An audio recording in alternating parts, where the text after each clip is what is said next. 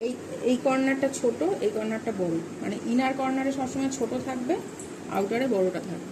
বুঝতে পারছো? ল্যাশটা এদিকটা ছোট, এদিকটা মানে ল্যাশের লোমগুলো এদিকটা ছোট, এদিকটা বড়, মানে ইনারের দিকে ছোটটা থাকবে, আউটারের দিকে বড়টা থাকবে। তুমি যদি এটাকে নাক ধরো তাহলে এইটা দুটো চোখ, তাই তো? তার মানে ইনার কর্নারে ছোট, এটারও ইনার কর্নারে ছোট, এটারও আউটারে বড়, এটারও আউটারে বড়, ঠিক আছে? এবার যখন তোমাকে ল্যাশ অনেক সময় কাটতে, অনেক সময় কেন বেশিরভাগ সময় কাটতে হয়, পুরো চোখে যদি ল্যাশ দিয়ে দাও, চোখের এই পর্যন্ত মানে ইনার কর্নার পর্যন্ত বড় বড় ল্যাশ চলে এসে দেখতে ভালো লাগে না।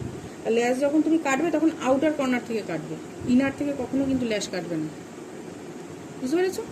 ইনার থেকে ল্যাশ কাটলে কিন্তু এই বড় লোমগুলো তোমার তখন সামনের দিকে চলে আসছে, দেখতে বাজে লাগবে।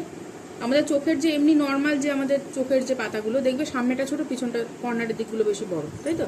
তাই সেই হিসাবে এটাও করা আছে। তাহলে এবার যখন আমি কাটবো, ল্যাশ যখন কাটবো আমরা কিন্তু বাইরের দিক থেকে কাটবো।